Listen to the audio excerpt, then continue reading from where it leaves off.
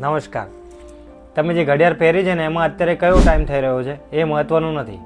મહત્ત્વનું એ છે કે એનો સેકન્ડ કાંટો સતત આગળ વધી રહ્યો છે. એ તમારા માટે નથી રોકાતો અને એ મારા માટે પણ નથી રોકાતો. આપણો ટાઈમ મગજમાં ચાલી રહેલા વિચારોની ફેક્ટરીમાં વેડફાઈ રહ્યો છે. આપણે બધા આવતીકાલના રાજાઓ છીએ, કારણ કે આપણી પાસે પ્લાનિંગ જોરદાર છે, વિચારો ખતરનાક છે, પણ જ્યારે વાત આજે કામ કરવાની આવે છે ત્યારે આપણને લકવો મારી જાય છે. જો તમે પણ આ વિચારોના કૂવામાં ડૂબેલા છે તો આ વિડીયો ધ્યાનથી જોજો. આપણને શું લાગે છે કે હું બહુ ઊંડું વિચારું છું, એટલે હું બહુ મેચ્યોર છું. વધારે પડતું વિચારવું એ કોઈ ટેલેન્ટ નથી, એ આળસનું બીજું નામ છે. પોતાની જાતને કામ ન કરવા માટે આપેલું એક બહાનું છે. તમે વિચારો છો કે હું પરફેક્ટ ટાઈમની રાહ જોઉં છું. આ દુનિયામાં પરફેક્ટ ટાઈમ જેવું કંઈ હોતું જ નથી.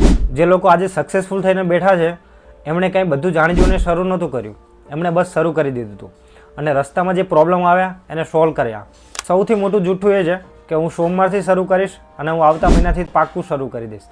સોમવાર પણ આવશે અને મહિનો પણ બદલાશે, પણ જો તમારા વિચારવાનો રોગ નહીં બદલાય તો તમારી લાઈફ ક્યારેય નહીં બદલાય.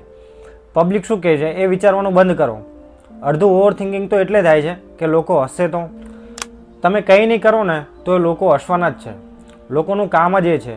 એમના ડરથી પોતાના સપનાઓનું મર્ડર કરવાનું બંધ કરો. જ્યારે પણ મગજમાં આઈડિયા આવે છે કે મારે આ કામ કરવું છે, ત્યારે મગજને બીજો વિચાર કરવાનો ટાઈમ જ ના આપો. કાચું પાકું જેવું આવડે એવું પણ પહેલું સ્ટેપ લઈ લો. ક્યાં સુધી ડાયરીમાં પ્લાન લખી રાખશો? ક્યાં સુધી મગજના કિલ્લા બનાવશો? ગ્રાઉન્ડ પર ઉતરો, ભલે ભૂલ થાય, ભલે ફેલ થાવ, કમસે કમ તમને એ તો ખબર પડશે કે રસ્તો કયો ખોટો છે. બેઠા બેઠા ક્રિકેટની મેચ જોવાથી ક્રિકેટર નથી બનાતું. બેટ પકડીને પીચ પર ઉતરવું પડે. વિચારોથી દુનિયાની બહાર આવો અને એક્શન લો. જો મિત્રો તમને આ વિડીયો ગમ્યો હોય તો લાઇક કરો, શેર કરો અને સબસ્ક્રાઈબ કરવાનું ભૂલતા નહીં. આભાર.